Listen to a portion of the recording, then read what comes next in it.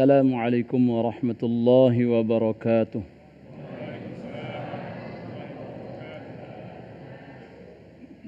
أعوذ بالله من الشيطان الرجيم. بسم الله الرحمن الرحيم.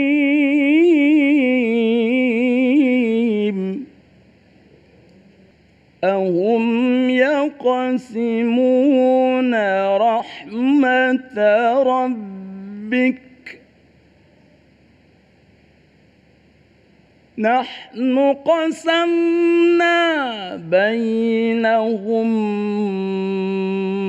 معيشتهم في الحياة الدنيا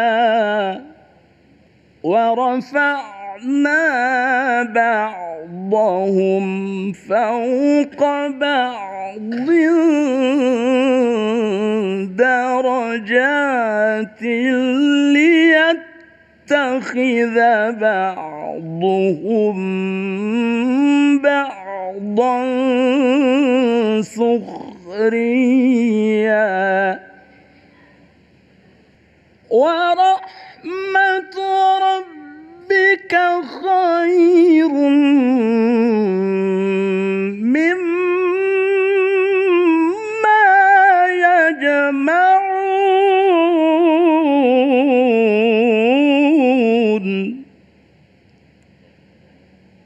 ورحمة ربك خير مما يجمعون. صدق الله العظيم. السلام عليكم ورحمة الله وبركاته.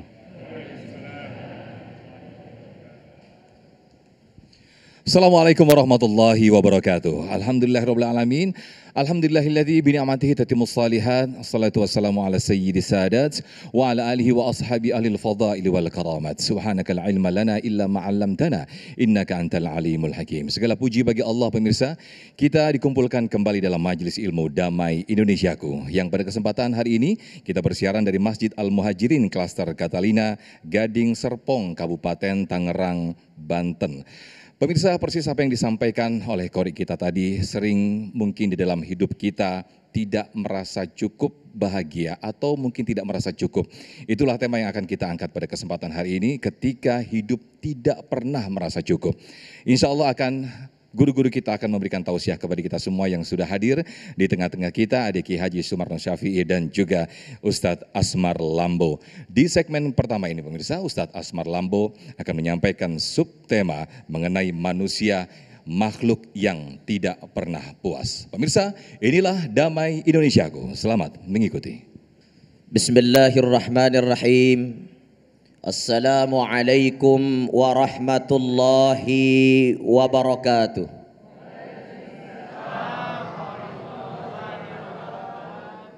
Alhamdulillahilladzi khalaqa kulla syai'in min nafsin wahidah wa khalaqa kulla syai'in min nuril anwar.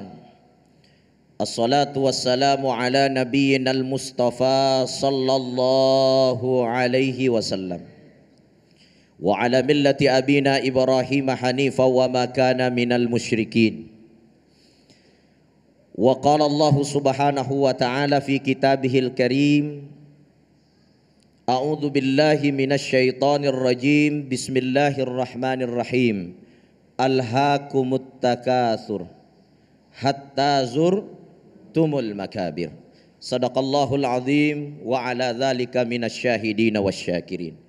Ayyuhal kiram, yang kita muliakan, yang kita hormati, guru kita Al-Fadil Al-Mukarram Kiai Haji Sumarno Syafi'i, mudah-mudahan beliau panjang umur, badannya disehatkan oleh Allah, dan senantiasa menjadi penuntun bagi kita dalam mengamalkan apa-apa yang bisa menjadi penyelamat bagi kita dunia akhirat. Amin. Saya muliakan Bapak Ibu pemirsa Damai Indonesiaku dimanapun berada.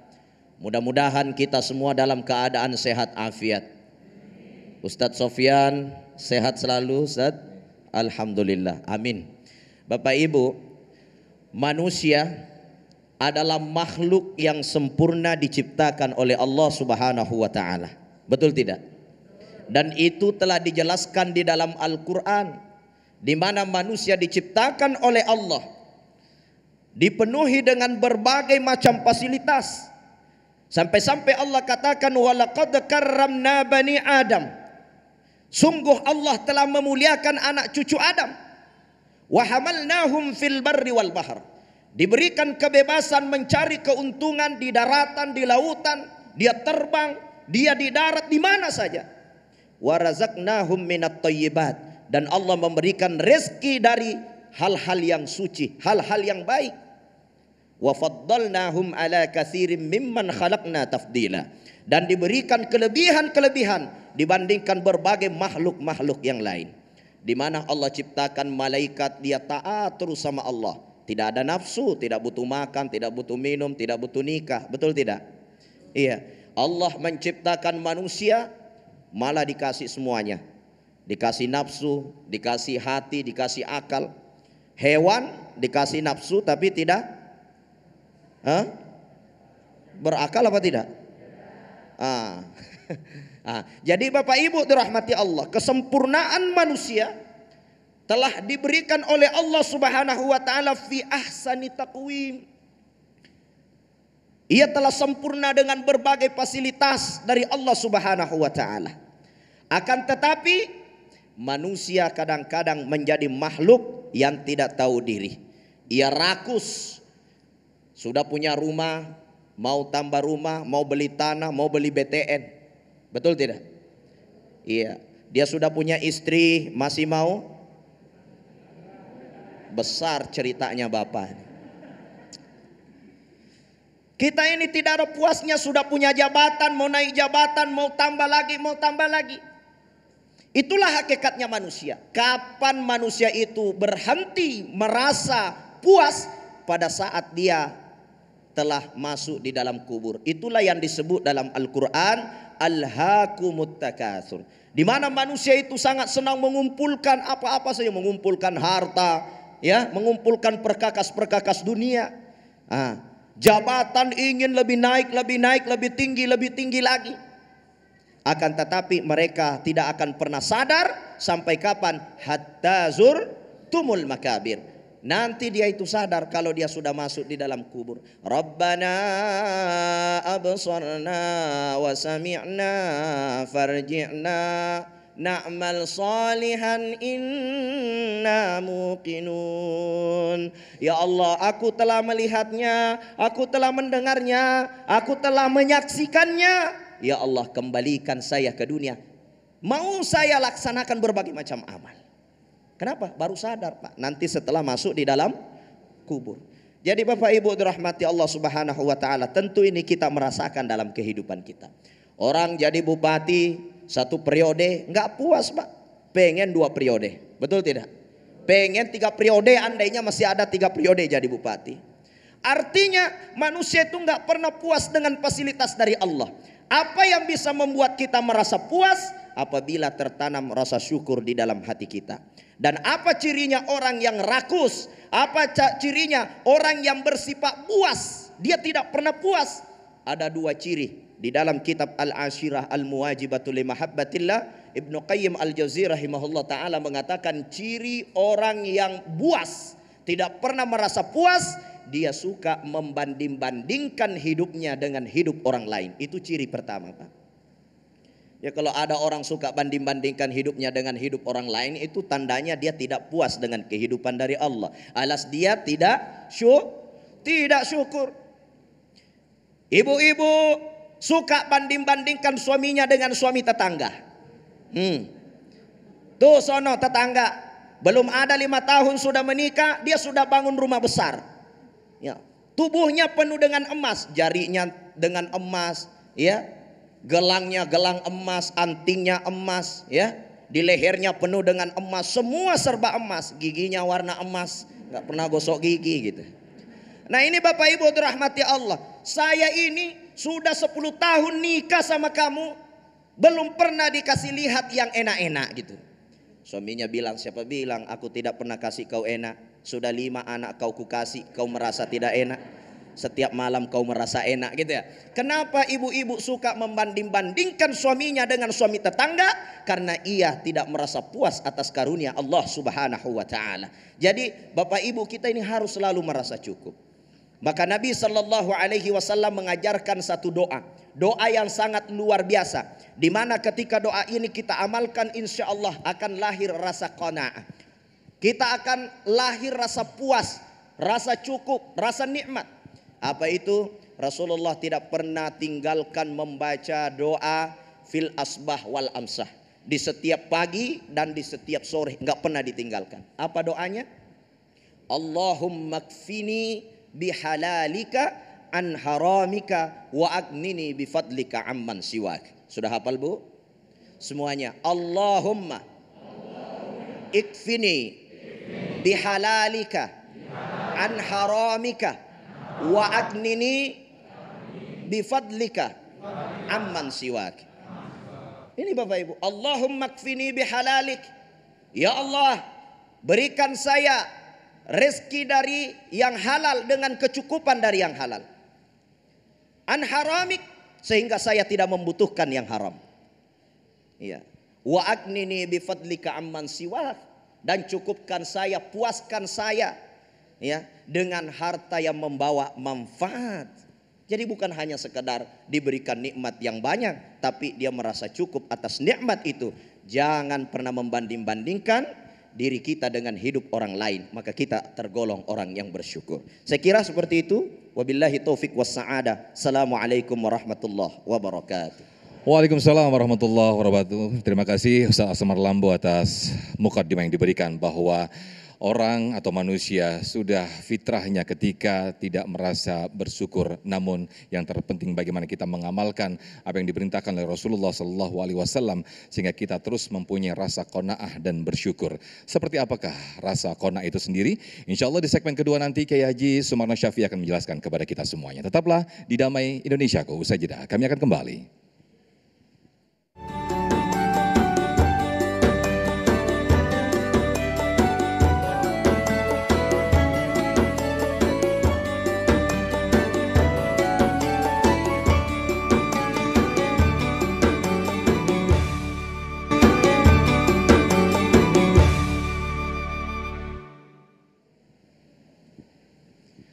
Baik pemirsa, Anda kembali di Damai Indonesiaku. Adalah sifat qanaah, adalah salah satu sifat yang diajarkan Islam untuk selalu bersyukur, untuk selalu menerima apa yang diberikan oleh Allah Subhanahu wa taala.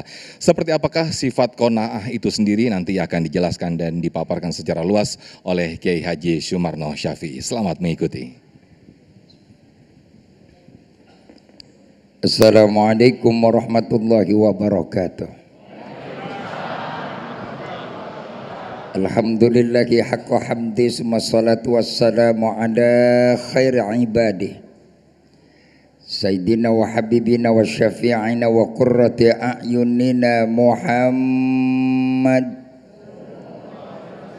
wa ala alihi wa sahbihi wa man tabi'ahu huda ila yaumil ma'ad, amma ba'du. Bapak Ibu Saudara, para pemirsa Damai Indonesiaku di mana Anda berada. Akhirnya Al-Ustadz Asmar Lambo dari Makassar, host kita yang sudah tidak asing lagi, para jamaah yang hadir, yang berbahagia dan insya Allah sama-sama dimuliakan Allah Subhanahu wa ta'ala. Paparan tentang qanaah mulai berangkat dari kehidupan kita, sesungguhnya sudah terwujud di tengah-tengah kita tanda-tanda qanaah. Bu, apaan sih? Merasa cukup dan puas. Dan kalau kita bicara merasa cukup dan puas, Allah berikan kepada kita dengan awal penciptaan kita. Rasanya sulit untuk kita rasakan. Kenapa? Karena manusia Allah ciptakan sebagai makhluk yang dinamis, punya nafsu. Beda dengan malaikat. Malaikat nggak pernah ada nafsunya dan nggak Allah berikan nafsu, makanya malaikat nggak banyak kepengen. Kalau malaikat banyak kepengen, habis kita dimakan komisi rezeki kita sama malaikat. Apalagi malaikat pemberi rezeki yang mendapatkan mandataris dari Allah untuk memberikan rezeki kepada hambanya. Andaikan malaikat Allah kasih nafsu, apa yang terjadi? Waduh, yang paling kaya malaikat pemberi rezeki. Kenapa? Setiap kita diminta potongan 10%, belum lagi kena PPN.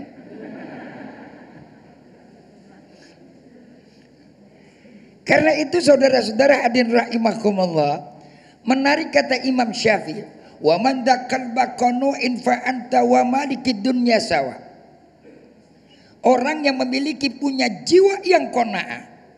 Sebab qanaah itu adanya di hati, bukan di otak. Di diri kita. Orang mau membanding-bandingkan karena perasaan dan hati kita yang bergejolak. Kalau andaikan hati kita nggak bergejolak, saat itu barangkali kita nggak pernah membanding-bandingkan. Jangankan yang jauh-jauh, ketika ibu duduk di majelis ilmu, ngelihat yang beda kudungannya juga pasti ngebandingin.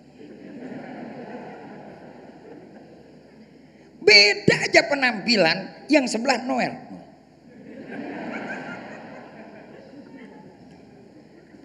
Ya. Kan biasa, wajar Pak. Oh wajar, manusiawi. Tapi ketika pembandingan sudah mulai meresap di hati, apa sih yang akan terjadi? Gejolak emosi akan semakin meningkat. Disinilah setan masuk dalam diri manusia. Yang pada akhir gilirannya apa yang Allah anugerahkan, Allah berikan, sulit dia syukuri, berat dia berterima, dan rasanya tidak mungkin itu dia terima dengan lapang dada. Saya sering sampaikan ada satu doa ketika kita munajat kepada Allah. Bahkan itu sering dibaca ketika kita tawaf. Rabbi qani'ni bima razaqtani wa barik li fima a'taitani. Dan kesimpulannya itu doa pun dibaca ketika kita pada waktu baca doa kunut. Allahumma barik lana fima a'tait. Yang paling berat ini adalah kita menerima yang Allah berikan. Karena Allah memberikan sekehendaknya Allah, bukan semaunya kita. Bu, kepengenkan hidup kita semuanya juga enak. Iya kan? Punya duit banyak, laki ganteng, betul?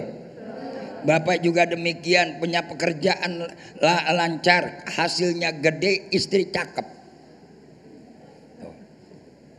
Rata-rata. Sama, saya juga begitu.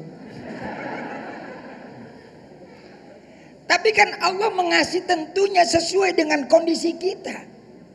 Apakah kita sanggup yang namanya diberikan oleh Allah dengan apa yang kita pengen, kita mampu bisa amanah summa latus aluna yauma idzin? Sebab yang Allah anugerahkan, Allah berikan kepada kita, nanti akan diminta pertanggungjawabannya di hadapan Allah Subhanahu wa taala. Orang mendapatkan jabatan saja diminta pertanggungjawabannya nanti di mana? Oleh legislatif pada waktu mereka di depan DPR dan MPR. Andaikan mereka di depan manusia dan depan orang lain bisa berkilah, tapi di hadapan Allah jangan coba-coba. Sebab kita semuanya akan menghadap kepada Allah. Soal siapa yang duluan menghadap terserah, yang mau duluan ngacung. Ayo, siapa yang kepengen duluan? Apa ibu mau duluan? Biar rendah, saya mah belakangan. Bapak sama ibu boleh duluan. Berat nanti kita ditanya oleh Allah. Al-yauma nakhtimu ala afwahihim wa tukallimuna aydihim wa tashhadu arjuluhum bima kanu yaksibun. Begitu Allah tanya, makanya ketika kita bawa banyak kemauan, sadar, apakah mampu kita menanggung amanah yang Allah berikan kepada kita? Apakah kita nanti bisa menjawab semuanya? Sementara kemauan kita berbeda. Ibu pengen berdandan, harusnya bercantik-cantik depan suami. Kenapa ibu berdandan hanya untuk orang lain?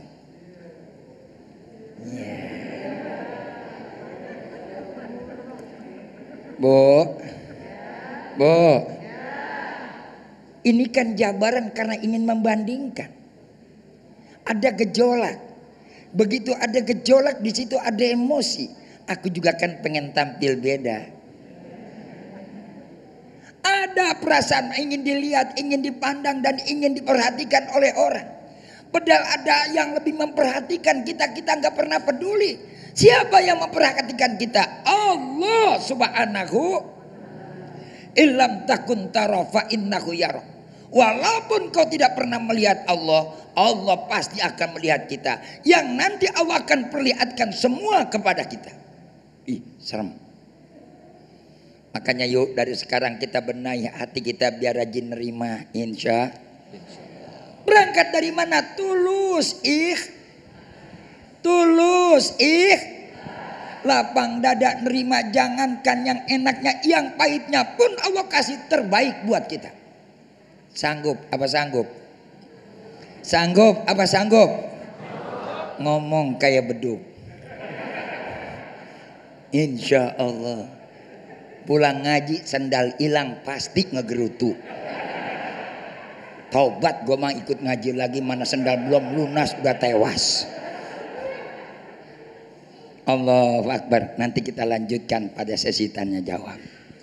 Masya Allah, luar biasa sekali apa yang disampaikan Kiai Sumarno guru kita tadi, bahwa ketika kita menyadari apa yang diberikan oleh Allah sesuai kemampuan kita, dan juga ketika kita sudah tidak membanding-bandingkan diri kita dengan orang lain, insya Allah sifat qanaah itu akan muncul di dalam diri kita. Dan pemirsa, di segmen berikut kita akan buka sesi tanya jawab, namun saya persilakan terlebih dahulu dari para jamaah yang di sini untuk bisa mengajukan pertanyaan yang nanti insya Allah akan dijawab oleh guru-guru kita. Silakan Ibu Rosmi, boleh berdiri Ibu? Ya, boleh diturunkan maskernya biar suaranya lebih jelas. Silakan. Ya. Bismillahirrahmanirrahim. Ustadz, saya mau bertanya dengan mensikapi diri kita sendiri, karena dengan hasil kerja kita yang tidak mencapai target, atau kerjaan yang kita pimpin tidak mencapai target. Karena tidak mencapai target itu akhirnya kita tidak puas dengan hasil kerja itu. Itu saja Ustadz. Assalamualaikum warahmatullahi wabarakatuh. Waalaikumsalam. Ketika kita sudah kerja sekuat tenaga namun hasilnya tidak sesuai dengan apa yang kita inginkan, apakah ini termasuk orang yang tidak merasa cukup atau bagaimana begitu ya? Baik, terima kasih Ibu Rosmi atas pertanyaannya. Nanti insya Allah akan dijawab oleh guru-guru kita. Usai jeda kami akan kembali. Tetaplah di Damai Indonesiaku.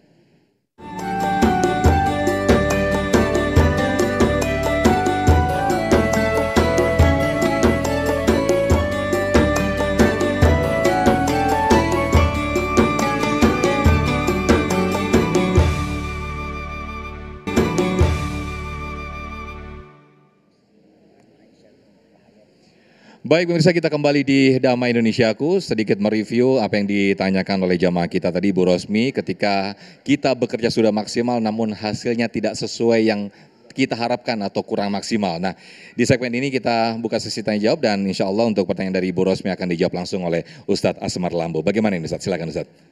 Iya, terima kasih, pertanyaan yang sangat bagus. Bagaimana ketika kita memiliki sebuah pekerjaan atau sebuah profesi atau sesuatu yang kita kerjakan itu ada target yang harus kita capai.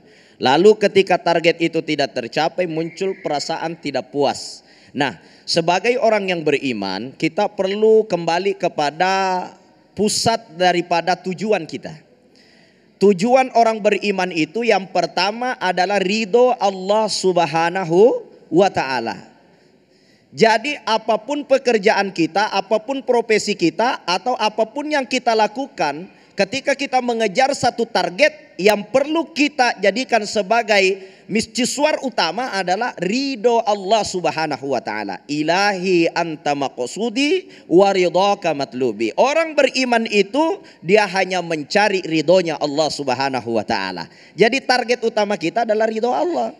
Jadi contoh, kita punya sebuah pekerjaan. Pekerjaan ini kelihatannya hasilnya nggak sampai.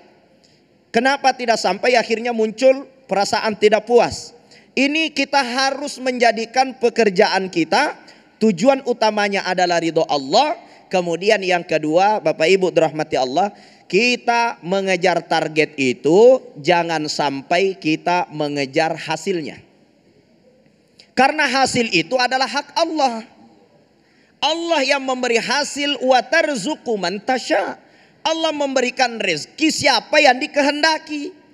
Karena Allah itu ana uridu wa anta turidu wallahu yaf'alu ma yurid. Saya punya keinginan, Allah punya keinginan, saudara-saudara punya keinginan, akan tetapi wallahu yaf'alu ma yurid. Keinginan Allah pula lah yang akan berlaku dalam kehidupan kita. Jadi target kita itu ridho Allah. Apa yang kita lakukan, ya Allah mudah-mudahan Kau ridho. Kerjakan dengan maksimal, ikhtiar dengan maksimal. Adapun soal hasil datangnya dari Allah Subhanahu wa taala. Dan orang yang berjalan di atas rel keridhoan Allah, dia tetap ikhtiar dengan maksimal di jalan yang Allah ridhoi, maka hasilnya banyak sedikit, memuaskan tidak memuaskan, dia pasti akan tetap merasa puas karena dia mencapai ridhonya Allah Subhanahu wa taala. Itu targetnya orang beriman dalam berbagai macam target-target dalam kehidupan ini. Saya kira seperti itu. Baik, berarti kembali apa yang disampaikan oleh guru kita tadi Kiai Sumarno, ketika kita menyadari bahwa apa yang diberikan kepada Allah sesuai dengan kemampuan kita, maka insya Allah hati kita tenang. Tapi ketika tidak menyadari target kita yang akan kita capai, bisa jadi mungkin yang diberikan oleh Allah tidak sesuai dengan kemampuan kita, kalau misalnya itu lebih, begitu Ustaz ya? Betul sekali. Baik. Asa an takrahu syai'aw wa huwa khairul lakum wa asa an tuhibbu syai'aw wa huwa syarrul lakum. Kadang-kadang menurut kita ini baik bagi kita, kita kerja maksimal, Allah tidak kasih. Kenapa? Allah lebih tahu apa yang terbaik bagi kita, apa yang kita cintai belum tentu itu baik bagi kita, apa yang kita tidak suka belum tentu itu sesuatu yang tidak baik bagi kita. Karena Allah selalu memberikan yang baik untuk hambanya, baik dunianya, baik akhiratnya. Maka target kita adalah ridhonya Allah Subhanahu wa taala. Masya Allah, luar biasa sekali. Berikutnya saya ke Ibu Endah yang insya Allah akan dijawab oleh Kiai Haji Sumarno. Silakan Ibu Endah. Baik, Assalamualaikum warahmatullahi wabarakatuh. Waalaikumsalam warahmatullahi wabarakatuh. Masya Allah, Alhamdulillah. Pertanyaan saya sangat ringan sekali Ustadz sebenarnya. Karena saya berdagang ya. Jadi, tapi Alhamdulillah suami saya masih bekerja dengan baik. Penghasilan insya Allah cukup, tapi namanya jiwa dagangnya sudah dari dulu. Jadi saya wirawiri satset berdagang. Nah, beberapa teman selalu mengatakan begini, kok ya nggak bersyukur gitu. Udah suaminya bekerja kok masih aja wirawiri kesana kemari. Dari dulu memang begitu, karena Alhamdulillah dikasih amanah anak 4. Tujuan saya juga masih panjang gitu. Okay. Nah, pertanyaan saya cuman ringan. Kadang-kadang pengen menjawab pertanyaan dari teman itu biar pas, tepat, dan tidak menyinggung perasaan. Itu aja pertanyaan dari saya. Begitu Ustadz. Baik. Wassalamualaikum warahmatullahi wabarakatuh. Waalaikumsalam. Apakah bisa disimpulkan bahwa yang dimasukkan Ibu tadi satset tadi, apakah bagian dari yang kurang bersyukur? Jangan-jangan begitu ya Bu ya? Mungkin ya gitu ya. Apakah itu juga bagian dari mensyukuri apa yang diberikan oleh Allah Subhanahu wa taala dengan profesi suka berdagang sehingga dilakukanlah profesi itu Bu ya? Silakan ya Sumarno, bagaimana ini? Bismillahirrahmanirrahim. Para jamaah yang berbahagia, dinamika kehidupan manusia memang seperti itu. Terkadang orang ini sulit menerima realita, tapi terkadang pula manusia ini terbebani dengan segala kemauan dan kebutuhan. Mau dulu dan juga butuh. Lalu yang jadi pertanyaan, apakah boleh seorang istri berniaga atau berdagang? Sementara istri tidak wajib memberikan nafkah. Yang wajib memberikan nafkah adalah suami. Suami udah punya penghasilan. Lirijali nasibu mimaktasabu. Artinya istri wanita boleh bekerja. Boleh melakukan profesi. Boleh bekerja, boleh berusaha. Cuma karena ibu sudah ada suami, harus minta izin dulu sama suami. Ini dulu nih faktornya. Kalau tidak diizini oleh suaminya, wa idza kharajat bila izni jauziha wa likulli khutwatin, apabila dia tidak mendapatkan izin dari suaminya, maka ketika ibu keluar rumah walaupun tujuannya untuk berusaha, wa likulli khutwatin, setiap langkah futihat laha sab'atu abwabin minan nar, Allah bukakan 7 pintu neraka. Bu,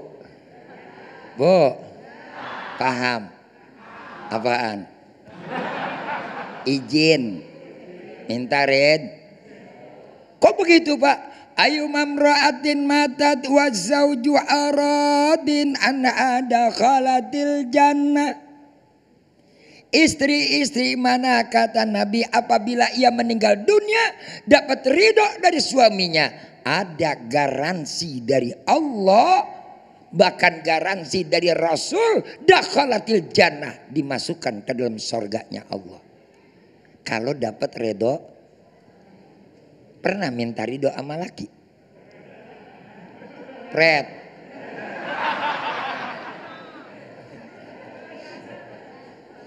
Kesinggung ngaji. Ya. Minta ridhonya paling-paling pada waktu mau lebaran doang. Itu juga terpaksa. Dan adegannya luar biasa dramanya. Pakai nangis-nangis segala, cium tangan, peluk. Ayo papa ridhokan aku ya. Dapat 5 menit habis cium tangan mulai kumat lagi. Cuma gara-gara rantang buri ketinggalan mau pergi lebaran, habis lagi dimaki-maki. Lalu yang jadi pertanyaan ibu, bagaimana kondisi saya dan bagaimana saya akan menjawab permasalahannya? Permasalahannya kalau ibu sudah dapat ridho dari suami, apapun ibu mau keluar rumah berniaga boleh. Asalkan tadi pertama kuncinya dapat ridho. Yang kedua, yang dilakukan, yang dikerjakan, yang diperbuat, yang diniagakan adalah yang halal. Cuman Bapak juga harus sadar, pendapatan dan hasilnya istri tidak wajib diberikan untuk anak dan tidak wajib diberikan untuk keluarga.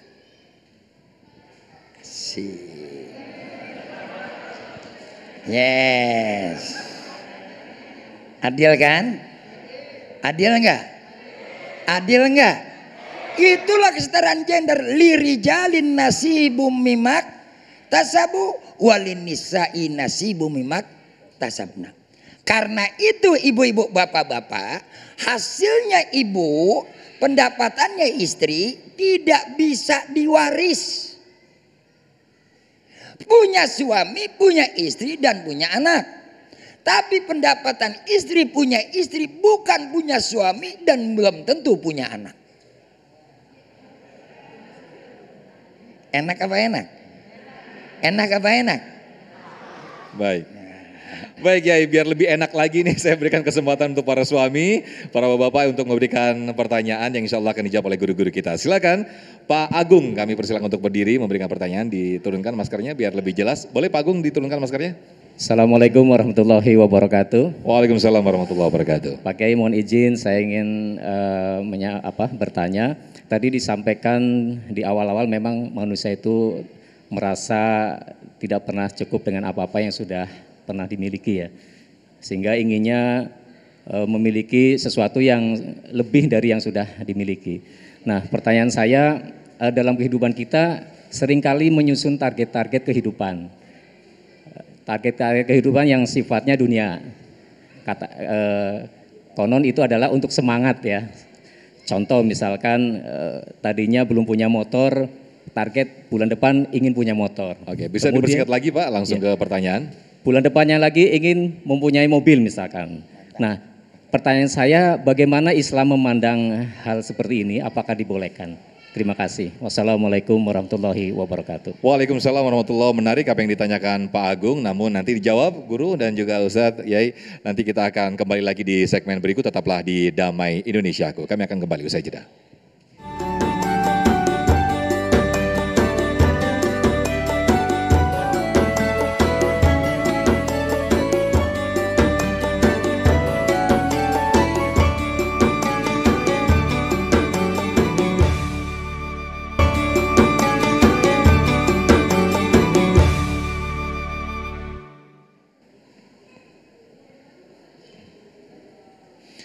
Baik pemirsa, kembali di Damai Indonesia, aku sedikit mereview apa yang ditanyakan Pak Agung tadi ketika kita mempunyai target-target dalam hidup. Namun target itu tidak tercapai. Nah, konon katanya target ini adalah semangat hidup. Nah, apakah ini diperbolehkan di dalam Islam? Ustadz Asmar Lambu, silakan Ustadz. Bagaimana ini Ustadz? Terima kasih, pertanyaan yang sangat luar biasa. Pemirsa Damai Indonesiaku TV One dimanapun berada. Pertanyaannya adalah bagaimana ketika seorang muslim memiliki target, umpamanya bulan ini kita sudah punya motor. Kita targetkan tahun depan atau bulan depan kita ingin punya mobil. Kita sudah punya mobil, kita mau punya mobil yang lebih mewah lagi gitu ya.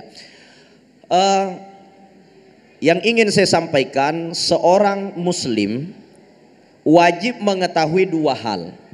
Yang pertama keperluan hidup, yang kedua tujuan hidup. Ini penting. Mobil kita perlukan, motor kita perlukan, istri kita perlukan, makan kita perlukan, rumah kita perlukan. Semua ini adalah keperluan hidup, bukan tujuan hidup. Tujuan hidup kita adalah akhirat, di mana kita semua di sini pasti akan menuju kepada akhirat.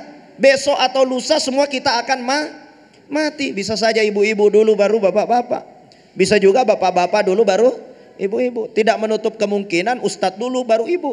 Tapi kalau ada baiknya ibu duluan di belakang ustadz, kan begitu. Tapi ajal nggak begitu.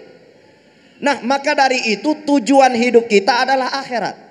Sehingga apa yang menjadi rojak kita, pengharapan kita kepada Allah Subhanahu wa taala, jangan sampai mengganggu hati kita, karena itu dijadikan sebagai tujuan. Setiap hari mikirinnya bagaimana tujuannya tercapai, bisa punya motor yang mewah.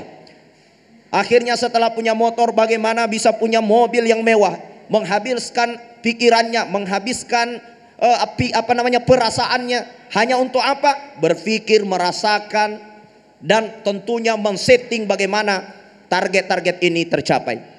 Akhirnya tujuan yang sesungguhnya itu terbengkalai. Maka dari itu boleh kita punya roja. Apa itu roja? Pengharapan kepada Allah. Berharap punya motor, berharap punya mobil, berharap punya bini dua, no problem, tak ada masalah. Akan tetapi jangan lupa, harapan itu jangan sampai mengganggu hati. Maka agama mengajarkan, jadikan dunia di tangan, jadikan akhirat di hati, jadikan kematian di pelupuk mata. Jadi setiap mata kita menatap, selalu kita ingat bahwa dunia ini bukan tujuan akhir. Maka dari itu kita sebagai muslim boleh punya roja, harapan punya ini, punya itu, punya ini, punya itu, enggak jadi masalah. Akan tetapi jangan lupa kita harus mempersiapkan bekal dengan cara mengejarnya dengan cara yang halal. Kemudian tentu hasilnya milik Allah, tawakal kepada Allah sehingga tidak mengganggu hati, dan jadikan semua fasilitas itu hanya sekedar keperluan hidup. Tujuan kita adalah Allah Subhanahu wa taala menuju di alam akhirat.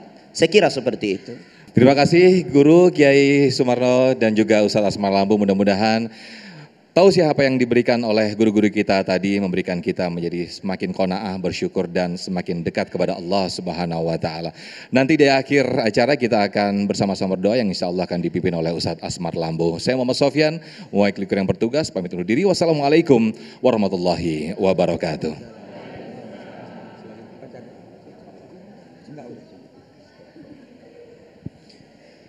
Amin. Allahumma salli ala sayyidina Muhammad wa ala ali sayyidina wa maulana wa habibina wa syafi'ina wa qudwatina Muhammadin sallallahu alaihi wasallam.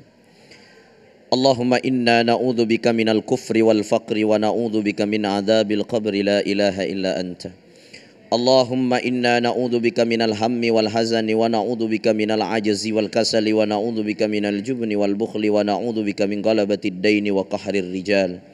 Allahumma inna nas'aluka imanan daiman wa qalban khashi'an wa amalan mutakabbalan wa rizqan halalan tayyiban mubarakah.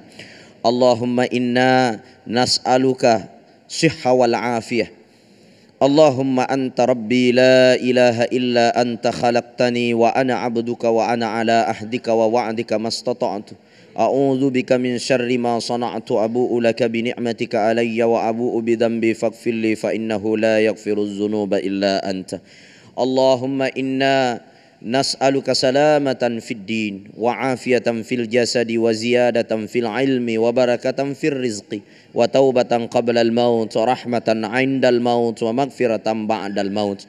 Allahumma astur lana al awrat wa aminir rawat. اللهم استر لنا العورات وآمن الروعات اللهم استر لنا العورات وآمن الروعات اللهم ارزقنا بحسن الخاتمة اللهم ارزقنا بحسن الخاتمة اللهم ارزقنا بحسن الخاتمة ربنا ظلمنا أنفسنا وإن لم تغفر لنا وترحمنا لنكونن من الخاسرين ربنا آتنا في الدنيا حسنة وفي الآخرة حسنة وقنا عذاب النار وصلى الله على خير خلق سيدنا محمد والحمد لله رب العالمين بسر الفاتحة.